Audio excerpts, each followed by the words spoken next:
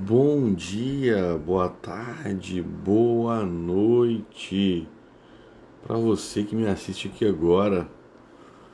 Vamos começando aqui. Hoje é a nossa primeira aula da semana da PNL. Bora, bora, bora. Bom dia para Nandes Festa. Bom dia, Nandes Festa. Puder comentar aqui, por favor. Semana da PNL. Espaço tracinho, espaço aula 01. Bom dia, Henriette. Bom dia, Duda. Bom dia, vamos chegando, meu povo. Hoje, fala Edu, fala Helder Chabudé. Hoje o papo aqui é sobre PNL. Cara, tem muita coisa pra falar. Fala Edu. De fixar. Heloísa. Vamos todo mundo chegando. Tem muita coisa pra falar aqui da semana da PNL. Fala Montanaro, bom dia. Bom dia, bom dia, bom dia pra todos nós. Hoje começa aqui a nossa... A Melina, minha linda. A Melininha tá aí, ó. A Rádio também tá aí. Vem chegando, meu povo. Vem chegando, vem chegando. Semana da PNL. Primeira aula começa hoje, agora, daqui a 3 minutinhos. Bom dia, Isadora. 3 minutinhos não, daqui 1 minuto. Hoje eu não posso enrolar pra começar essa aula, não. De Ellen, como vocês sabem, as nossas lives elas vão até 8h30. Bom dia, doutora Isabela Marinho. Bom dia pra Pri. Como elas vão até 8h30, o conteúdo, cara, é direto. Sem bate-papo, sem enrolação. E hoje eu começo aqui a Semana da PNL. Por que Semana da PNL? Porque há exatamente 2 anos atrás, nessa mesma semana, eu estava nos Estados Unidos junto com alguns colegas fazendo a formação de trainer em PNL com o criador da PNL, que é o Dr. Richard Bandler. E assim, foi um marco total na minha carreira. E, 2 anos, né, desse ápice que eu dei na minha carreira, que eu sou um dos 30 trainers licenciados do Brasil, o único aqui no meu estado, que é o estado do Espírito Santo, que é treinado oficialmente pelo criador da parada toda, que é a programação neurolinguística. E, como todos aqui devem saber, né, eu sou um terapeuta. E como tal, eu não apenas ajudo as pessoas, mas eu estudo várias formas diferentes e eficazes para fazer isso. Só que eu tive um cliente uma vez, bom dia Vitor Santos, eu Elias, que ele tinha fobia de cavalos. E essa fobia atrapalhava muito a vida dele. Porque era em Belo Horizonte nessa época, né? A família dele tinha um sítio lá na região e ele não ia pro sítio por medo dos cavalos que criavam naquela fazenda. Tipo, qualquer evento que tivesse na fazenda, a família podia ter certeza que ele não apareceria. E quando ele me procurou, ele tinha pouco tempo para fazer um atendimento. Ele se dizia um homem ocupado. Por ter pouco tempo, eu pensei então em não fazer com ele um processo que eu faço tradicional de hipnose, né? Bom dia aí pro Leandro, galera que vai chegando. Bom, que um processo de terapia meu ia durar bem mais tempo.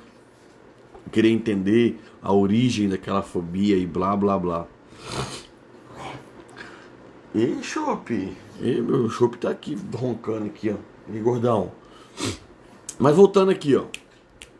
Eu não ia ter tempo de fazer um processo de hipnose com ele completo ali naquela situação, né? O que eu pensei, cara? Eu peguei então a técnica de cura rápida de fobias, que é uma técnica da programação neurolinguística. Apliquei e o processo levou 7 minutos. 7 minutos a gente resolveu isso. E eu acredito que ele ainda deve ter falado que isso tomou muito tempo dele ainda. 7 minutos para se trabalhar uma fobia. Na hora eu fiquei meio na dúvida assim, mas eu lembrei depois de alguns dias e um final de semana eu recebi uma mensagem dele falando que ele estava na fazenda e com vários cavalos ao fundo da foto. Bom dia pra Cris e pro Eric. Porque, cara, mesmo a gente sendo profissional, estudando, quando a gente faz um processo, pelas primeiras vezes, assim, a gente ainda fica um pouco em dúvida, né? Porra, mas será que é só isso mesmo? Será que é só isso mesmo? Fiz o teste ali dentro do próprio consultório, né? Usando imagens e vídeos. E parece que tá tudo bem, tudo perfeito. Mas a real mesmo, eu só vou saber lá quando o cara for encarar aquele processo lá na vida real.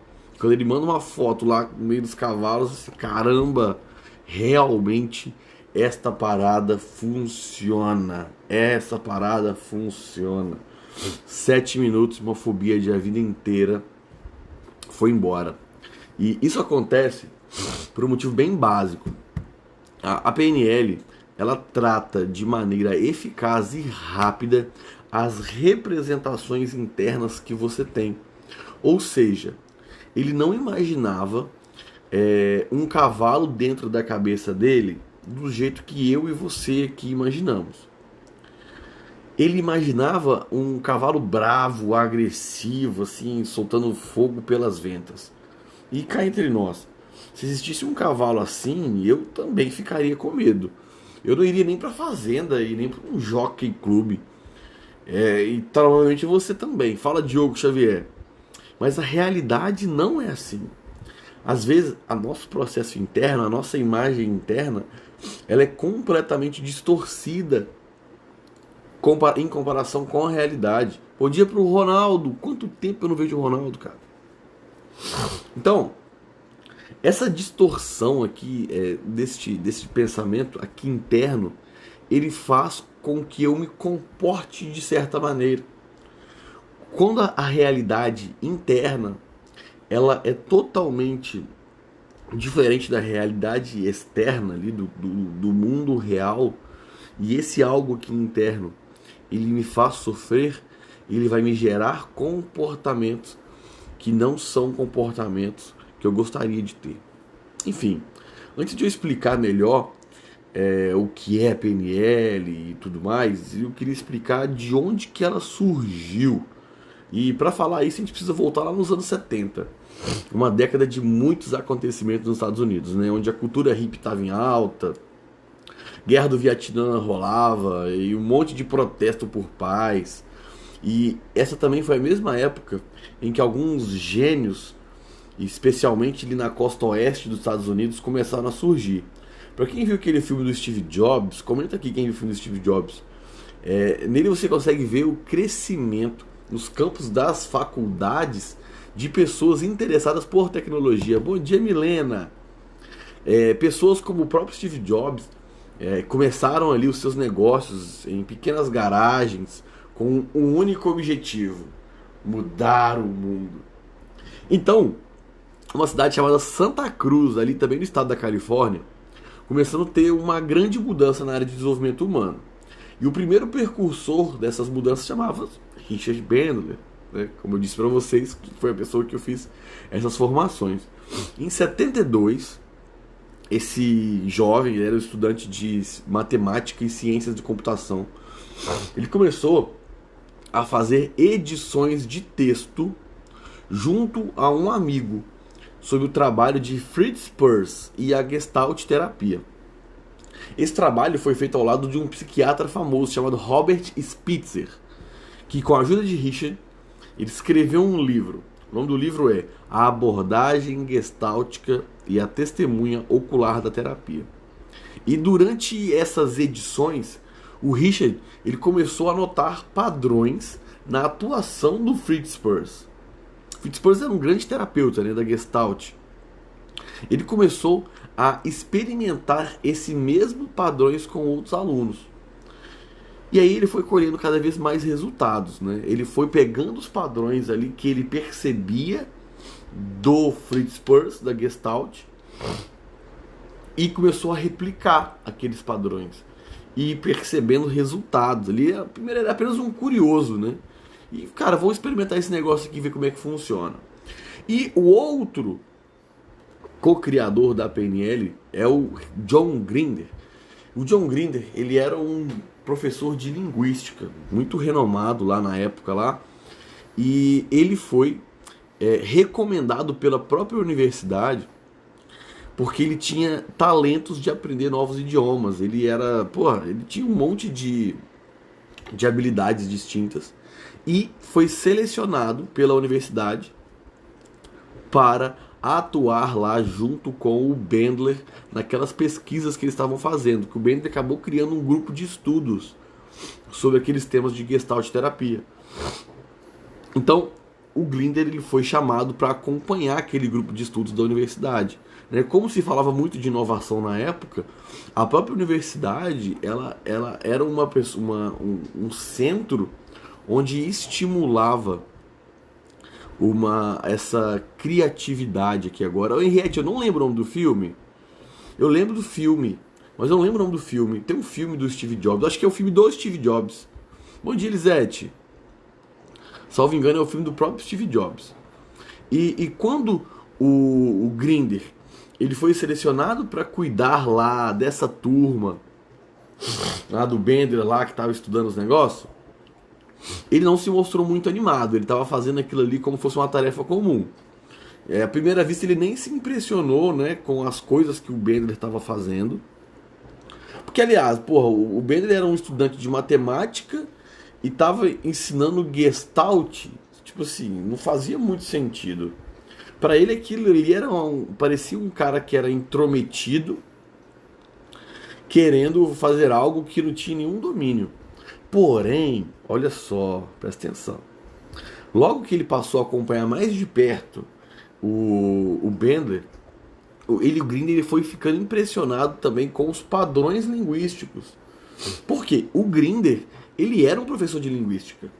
Ele era um cara que ele estudava lá os processos de linguística lá do Noam Chomsky, esqueci o nome, acho que é isso, Noam Chomsky, que ele estudava lá sobre linguística, sobre a gramática transformacional, né? Como ele foi, esse é o detalhe.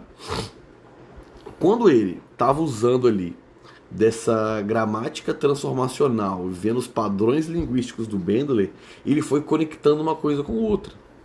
Ele percebeu que havia ali padrões de linguagem que poderiam ser similares. E aos poucos ele foi se animando até que ele se prontificou para estar ativamente nas turmas e não só como aquele monitor que chega ali e vê como é que é.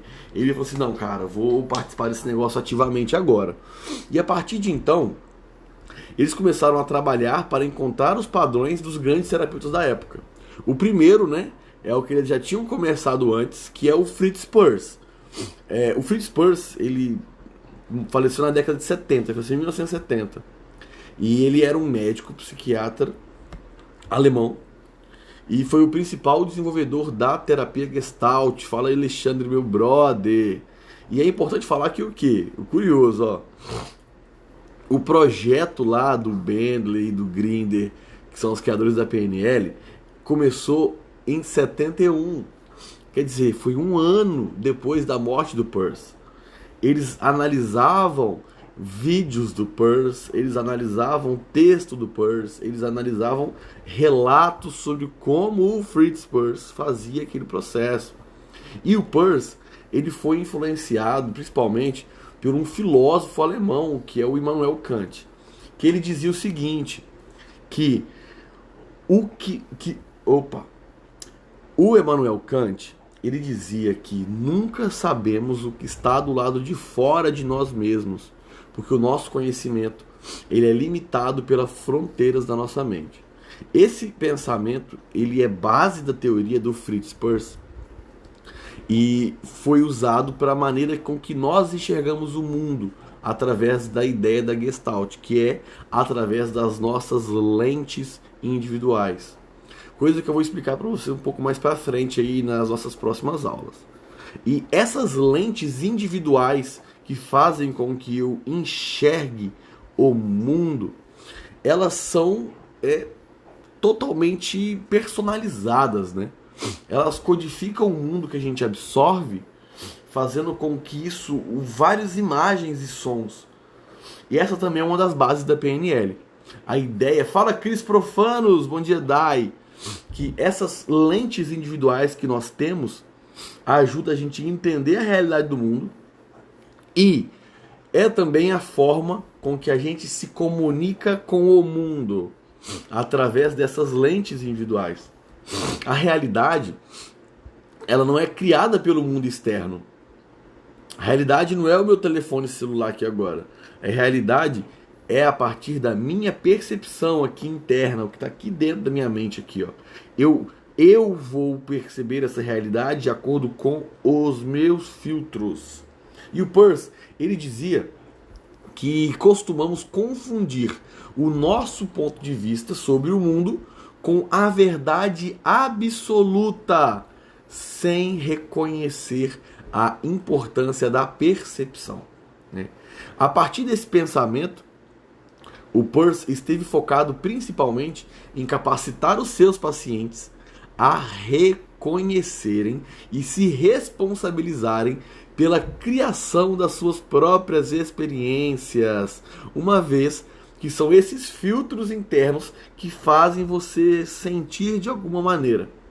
Então, presta atenção, olha a ideia. Um dia, Julius, segundo a ideia de Peirce, a forma com que eu interpreto o mundo, a forma com que eu interajo com o mundo, ela vai depender dos meus filtros internos. Os meus filtros internos é que vão fazer com que as minhas experiências se criem. Então, a partir disso, eu não preciso mudar o mundo para o mundo ficar legal, para o mundo ficar bom. Eu preciso mudar a forma com que eu vejo o mundo. Eu preciso mudar esses filtros internos que eu tenho. Uma vez que eu mudo esses filtros, eu vou me sentir de uma maneira diferente. Enfim, logo depois que eles terem conhecido esse trabalho do Peirce e começaram a replicar a ideia do Peirce, esses dois criadores, né, que eram o Richard e o Bandler, eles começaram a pensar em quais outras pessoas eles podiam trabalhar ali e querer modelar, né? De quem mais eles iam aprender, quem mais eles iam buscar ali informação e buscar conhecimento. Bom dia, Vini! Foi quando eles começaram a pensar no trabalho de uma terapeuta que ela era muito referência na época. E eles não só a conheceram por acaso, né? Como também eles não faziam a mínima ideia das contribuições que ela ia dar ali para aquele processo. Bom dia, Shirley, e pro Bieski. Quem era essa mulher? Essa mulher se chamava Virginia Satir. Bora lá. A Virginia, ela era considerada por muitos como uma das figuras mais importantes dos métodos modernos de terapia sistêmica familiar. Ela era uma senhorinha simpática que uma vez se hospedou numa casa onde o Bandler era caseiro na época. Porque lembra, né? Cara, o cara era estudante universitário, quebrado, que ficava com um grupo de estudos de Gestalt, né? Que nem se chamava PNL ainda. No negócio, nem tinha nome esse negócio que eles estavam estudando. Eles estavam estudando padrões linguísticos dos terapeutas. Padrões linguísticos dos terapeutas. Primeiro fizeram lá do Fritz Perls, mas o Fritz Perls já tinha morrido. E aí, o Bandler, como estudante universitário, bom dia, Lívia, tava lá trabalhando de caseiro lá na casa lá. E aí, quem que ele descobre? Aparece lá nessa casa para se hospedar a Virginia Satir. E ela tinha uma série de palestras lá sobre Santa Cruz, pela cidade de Santa Cruz. Como ela não dirigia, ela contratou o Bandler como motorista dela. Olha que loucura, cara. Como é que as coisas do mundo acontecem, né? O cara tá estudando sobre comunicação e linguagem, e aí ele vai e começa a rodar como motorista de uma mulher que faz isso mó bem. Ele começou a acompanhar ela nas palestras, e eles se deram muito bem. E logo ela contratou ele para filmar um workshop dela lá em Cold Mountain, que é pertinho de Vancouver. E esse workshop foi o divisor de águas aí para o Bandler e para a PNL em si. Ainda hoje, eu lembro lá no próprio treinamento, o Bandler, ele comenta que a Virginia foi a pessoa que ele mais gostou de trabalhar no início de todo esse processo da PNL. Bom dia, Isabela! E aí, o que rolou? Vamos lá. A Virginia, conta um pouquinho da história da Virginia, pra gente entender aqui agora, porque é um ponto muito importante pra gente entender como que a Virginia, o processo de linguagem dela ela é muito diferente dos outros processos das pessoas. Que é o seguinte, ela, quando ela era criança, ela passou por um processo... Caramba, e nariz. Eita caramba, peraí. Vamos lá. Cadê aqui, ó? Bora. Achei aqui, ó. Olha lá. Quando ela era criança, ela passou por um processo de perda de audição devido a uma enfermidade, o que fez com que ela começasse a ficar mais atenta a todas aos processos não verbais, né? Como ela teve essa perda de audição por um período, ela começou a focar mais na linguagem não verbal de outras pessoas. Com o tempo isso voltou, a audição dela voltou ao normal de novo. Bom dia pro John e pra Maria. Juliana, ei Ju, bom dia. A Ju. Isso começou a afetar, né? Ela naquela época ali, a audição, que foi por um período, ela começou a prestar mais atenção nos processos não verbais. Ela começou a prestar atenção na linguagem corporal, ela começou a perceber na forma com que as pessoas elas lidavam com as coisas. Ela trouxe essa habilidade lá para o futuro, para o trabalho dela como terapeuta. E, por exemplo, se um pai dizia para ela assim que sentia um peso enorme nas suas costas, ela rapidamente diria que entende como ele se sente e que o peso logo iria sumir com a contribuição de todos. Olha que louco. Imagina o seguinte, imagina o cara falando, olha, eu sinto um peso enorme nas costas. Ela, muito inteligente, ela usava da própria linguagem da pessoa, da forma com que ela usava da linguagem, para ajudar essa pessoa. Bom dia para ler. E ela falava nesse exemplo, né? Eu entendo como você se sente. Esse peso logo vai sumir com o nosso processo. Olha só, muito massa, né? Isso fazia com que o quê? Com que a mudança ela não acontecesse mais lá no mundo externo, mas sim no mundo interno da pessoa. E esse trabalho feito com a Virgínia, ele fez com que surgisse um dos primeiros livros da PNL, que é a Estrutura da Magia, que ele se tratava do uso de linguagem durante a terapia. E eles começaram a cada vez mais entender e estudar esses terapeutas renomados, e o grupo de estudos foi tomando corpo. Até que em um determinado momento, um antropologista chamado Gregory Bateson, ele falou para o Grinder que existia lá em Phoenix, no Arizona, um cara que fazia hipnose. Tem um cara lá que faz hipnose. Ele apenas fala com as pessoas, conversa com as pessoas, e as pessoas ficam hipnotizadas. Eles, mega curiosos que são, né, foram atrás e chegaram no tal do endereço de quem que era, né? E quando eles chegaram lá, Bender e Glinder, eles falaram que no livro, tem um livro deles falando sobre esse caso, que é o das transcrições lá do Milton Erickson.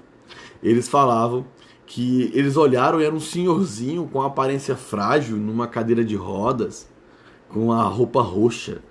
E eles foram muito bem recebidos e pediram para observar os atendimentos do Dr. Milton Erickson. Claro que o que? Erickson só permitia que isso acontecesse porque eles viam como uma chancela da universidade, né? O peso da universidade, o peso de ser um professor de linguística ali, que era do John Grinder, ajudava com que isso rolasse, com que isso pudesse acontecer. E o Milton Erickson, ele era o maior nome da hipnose do século XX. Ele tinha uma sensibilidade muito grande e isso fazia com que ele entendesse as nuances desse fenômeno hipnótico, fazendo com que ele desenvolvesse um método dele, um método próprio. Bom dia, vó. Benção, vó. Esse método próprio dele, ele não era apenas uma hipnose que a pessoa ficava lá em transe, lá, não. Ele acabou sendo um dos modos de terapia mais modernos que há hoje em dia, com uma estrutura bem específica de linguagem. Por quê? Milton Erickson, ele teve poliomielite. Ele não conseguia fazer a hipnose tradicional. Então, ele tinha porque ele não andava, ele falava baixo, ele dependia muito das outras pessoas para ajudarem ele. Então ele tinha que desenvolver um método de hipnose mais conversacional. E aí, como ele fazia uma coisa da forma dele lá, ele fazia lá a hipnose dele, só que nem ele mesmo sabia o que ele fazia. Ele aplicava as coisas, mas ele mesmo não sabia o que ele estava aplicando. Foi daí que o quê? Esse processo do Grinder e do Bandler ir lá olhar o que eles estavam fazendo, como ele estava fazendo, fazer transcrição do que ele estava fazendo e depois mostrando para ele o que ele estava fazendo, fez com que o próprio Milton Erickson entendesse melhor o que ele fazia ali, porque ele mesmo não faz. Se eu perguntar para você aqui, como é que você faz o seu trabalho, sei lá que trabalho é esse que você faz, a gente tem dificuldade de pensar nisso, porque simplesmente está automatizado, né? Parece que é algo que já nasceu comigo. Eu lembro uma vez que me perguntaram como que eu fazia um processo de vendas. Thales, quando um aluno chega e quer comprar um treinamento seu, como é que você vende? Eu, cara, não sei, eu simplesmente vendo. A mesma coisa acontecia com o Milton Erickson. Milton Erickson, ele não sabia como ele hipnotizava. Ele simplesmente hipnotizava. E de lá, depois que o Bandler e o Grinder começaram a fazer esse processo com ele, de ajudar ele a entender o como ele faz, o que ele faz, ele conseguiu acelerar muito o processo dele de comunicação. E o que veio desse processo hipnótico, da hipnose conversacional, desse mergulho inconsciente que o Milton Erickson fazia, trouxe um peso enorme aqui para a PNL. Então aqui a gente fechou o estudo de 3 grandes nomes, bom dia para Gabi, que a PNL teve lá no início, que era o Fritz Perls. O Fritz Perls, ele falava que as pessoas, a realidade delas é criada pelos próprios filtros internos. E graças a esses filtros internos é que ela cria essa realidade, sendo essa realidade boa ou ruim. Então ela não tinha que mudar o mundo lá fora, mas sim os filtros internos. Logo depois a gente chega aqui numa segunda pessoa, que era a doutora Virginia Satir, que ela utilizava da própria linguagem dos clientes para mudar a realidade dos clientes. Ela falava, igual aquele exemplo, os caras falavam assim, tô sentindo um enorme peso nas costas. Ela falava, eu sei como é que você sente, nós vamos juntos eliminar esse peso. Ela utilizava do próprio mundo interno do sujeito para fazer o processo de mudança desse sujeito.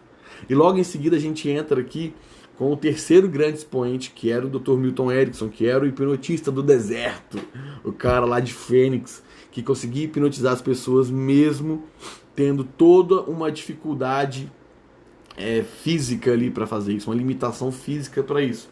Ele fazia através da comunicação dele. Ele utilizava padrões de linguagem para hipnotizar essas pessoas de maneira conversacional. Enfim, a PNL ela não para, né? Da década de 70 para cá, ela mudou muita coisa. Seja em como aplicar, ou até mesmo na visão que cada escola de PNL dá a seu respeito. Cada escola fala que a PNL é de uma forma diferente. Mas ela sempre se mostrou muito eficaz no campo da terapia. Sabendo como a mente funciona, a gente consegue aplicar isso também para outras realidades. Consegue aplicar isso para negócios, consegue aplicar isso para uma comunicação efetiva numa palestra, enfim. A gente entendendo como a nossa mente funciona, a gente consegue atuar de uma maneira muito mais efetiva. Bom dia pro Guga! Mas aqui, na Semana da PNL, a gente vai falar de 3 coisas principais envolvendo a programação neurolinguística. Hoje, a gente falou que toda essa história de como ela começou, de onde ela veio. Amanhã, a gente vai falar sobre a comunicação. Não importa onde e com quem você se comunique. Na quinta-feira, a gente vai falar sobre o processo de ressignificação. Não importa o que você queira ressignificar, como mudar a minha percepção, a minha forma de enxergar as minhas memórias e a minha realidade. E também lá na sexta-feira a gente vai falar sobre mudança de comportamento, como utilizar da PNL para mudar comportamentos. Não importa quais comportamentos sejam esses que vocês queiram mudar. Então, hoje a gente entendeu de onde tudo isso veio. Amanhã, 7h30 da manhã, a gente está aqui para falar de comunicação. Como utilizar de tudo isso para a nossa comunicação. Bom dia para Ju! E lá na quinta-feira, vai falar sobre como usar a PNL para ressignificação e na sexta-feira para mudança de comportamento. Muito obrigado para você que participou até aqui. Se você não conseguiu assistir o vídeo todo, a nossa live toda aqui desde o início por algum motivo, hoje ainda ela estará disponível lá no nosso grupo do Telegram. Nosso grupo do Telegram está aqui na bio, tá bom? Aqui na bio tá o link do grupo do Telegram. Mas se você é uma pessoa muito ansiosa e não aguenta esperar essa semana da PNL para eu falar tudo sobre PNL e quer aprender logo tudo sobre PNL, o que eu te falo? Clica no link na bio aqui, vai no meu treinamento de PNL, aplicando PNL. Mas se você tiver um pouquinho de paciência, você assiste aqui comigo essa semana da PNL. Super beijo para você, muito obrigado por estar até aqui comigo e amanhã, 7h30 da manhã, estaremos de volta para falar sobre o uso da PNL na comunicação.